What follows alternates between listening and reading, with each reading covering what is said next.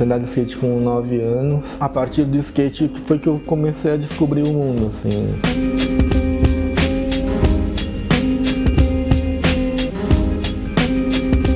Não tinha nem 13 anos ainda, ia completar 13 anos, eu comecei a trabalhar de office boy no centro. Não sabia pegar ônibus, não sabia pegar metrô, nada. E aí no prédio ali tinha um monte de outros escritórios, um monte de outros office boys. E a maioria pichava também, né?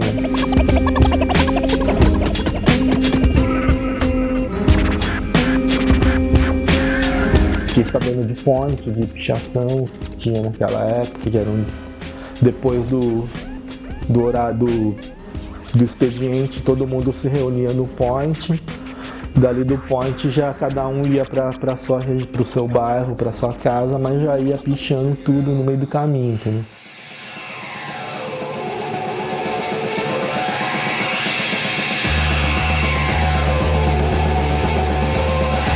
Era o final da ditadura militar, do governo militar, ainda era o Figueiredo que era presidente.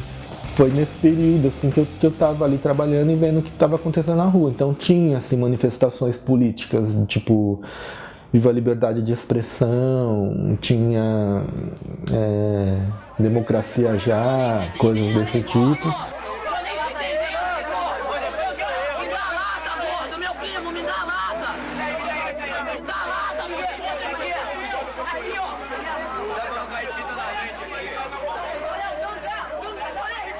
Então tudo isso foram informações que foram formando o meu imaginário naquela época aí que eu pichava e que depois eu comecei a fazer grafite. Mas além dessas coisas que eu via na rua, também tinham revistas, que eram revistas de skate e que tinham, às vezes, as revistas gringas, né, americanas, elas vinham com fotos do cara andando de skate, mas que tipo no fundo da foto tinha uma parede que tinha um grafite.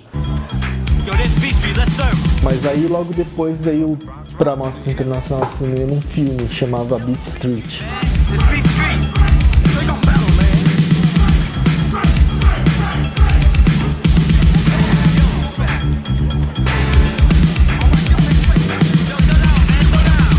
Então muita gente curtia rap, hip hop, e dançava break e funk. Nesse filme, esse cara que é um grafiteiro, ele fazia o grafite, né, ao vivo, tipo no filme, assim, mostrava ele fazendo.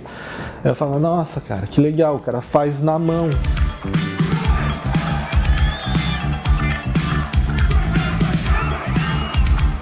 Vou fazer isso aí agora, tipo, um negócio colorido, era da hora, assim, o cara fazendo um trem, falei, nossa, pintar um trem.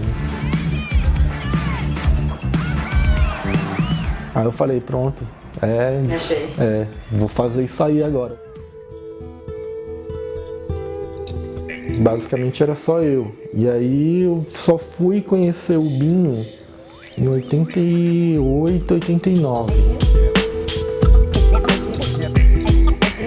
Daí começamos a trocar ideia, e depois fui na casa dele, aí ele me mostrou uns livros que eu nunca tinha visto na vida, que era tipo uns livros de grafite, que era o Spray Can Art, o Subway Art. Eu falei, nossa, tem que ter esses livros, quase que eu roubei dele.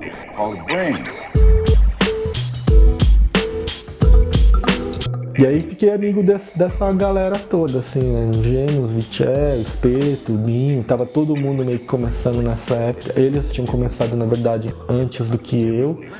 E fomos desenvolvendo a cena do grafite, assim.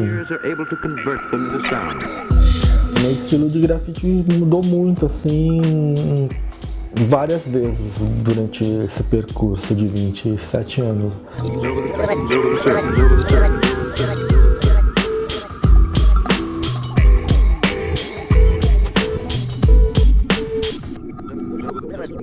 As novas marcas que vieram, a nova indústria do skate que veio, eram de marcas que eram feitas pelos próprios skatistas. Foi um movimento de se reunir pessoas para desenvolver uma indústria num esporte que nem era chamado de esporte na época.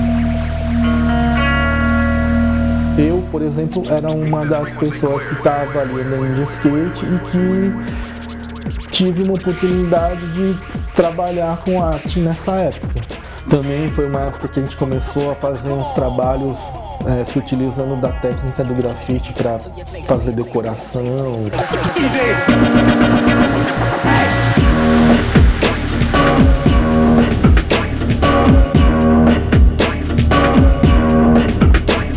E quando a gente ia fazer os grafites, a gente meio que dava uma restaurada no lugar, né? E a gente fazia tudo isso na ilegalidade, a gente não pedia autorização para o dono. Mas quando o dono chegava e via a gente fazendo aquilo, ele se espantava. E foi nessa que a gente foi conquistando meio que uma opinião pública. E aí a gente começou a quebrar a cabeça para tentar fazer alguma coisa que tivesse uma cara de grafite, mas que não tivesse nenhuma ligação com a produção americana, alemã, francesa ou de qualquer parte do mundo, entendeu? Tinha que ser nosso.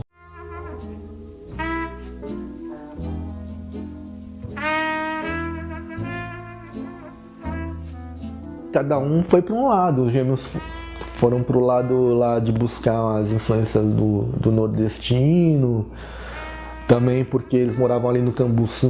Cambuci é um lugar que tem muito nordestino que mora ali.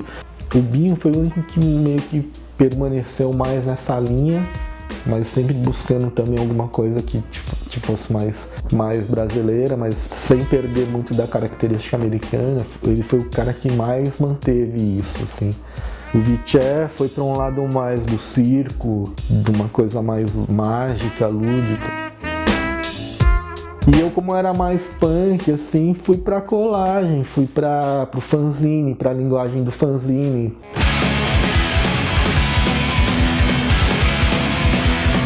Fui dessa galera, assim, eu fui o único que entrou na faculdade. E aí comecei a entrar em contato com esse mundo da arte e comecei a levar isso também pra rua.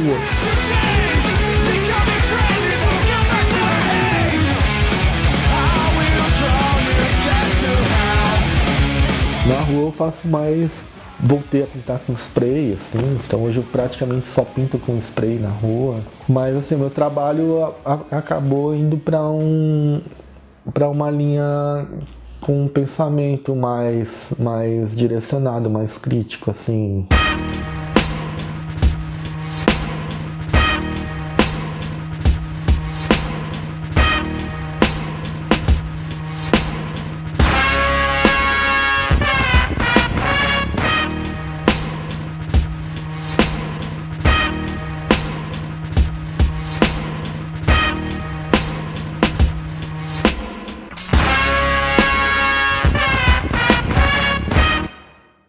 O grafite é um movimento, né?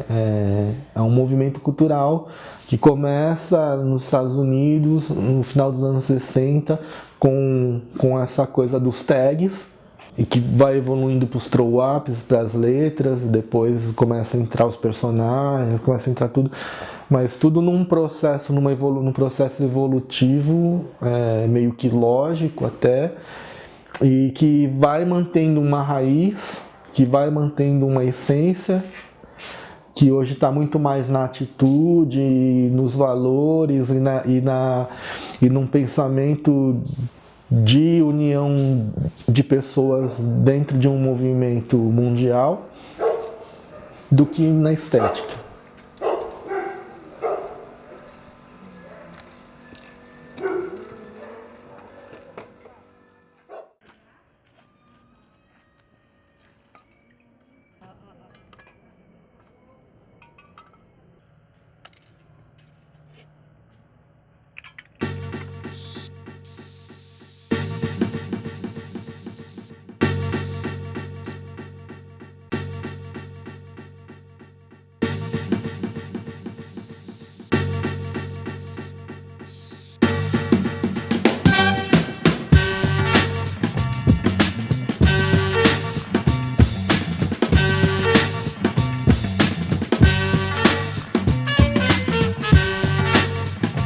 Entre 2000 e 2003, assim, foi quando o grafite fincou de vez o pé no mundo da arte. o grafite brasileiro ganhou um grande reconhecimento do lado de fora, e a partir daí os gêmeos, o Vichel, o Herbert, começaram a receber um monte de convite para fazerem exposição em vários lugares na Europa, na Alemanha, nos Estados Unidos. Hoje o mundo inteiro respeita o grafite brasileiro, assim. Era tipo ir pra rua, se sentir livre, se manifestar. E hoje em dia a maioria é virar artista. Não é ruim você ter essa ambição, saca? Mas eu acho que é menos verdadeiro, assim.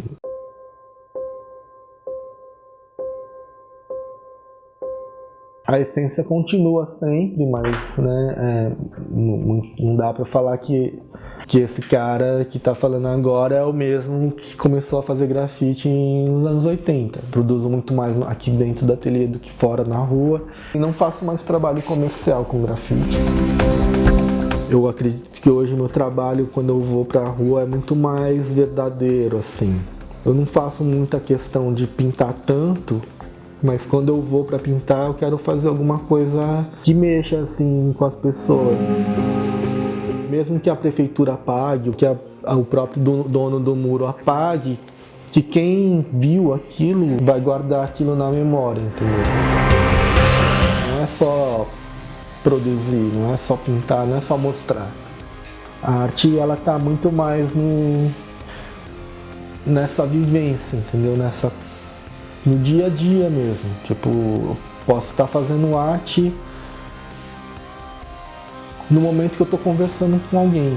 Tipo, nesse momento aqui que você está me filmando, eu posso estar fazendo arte.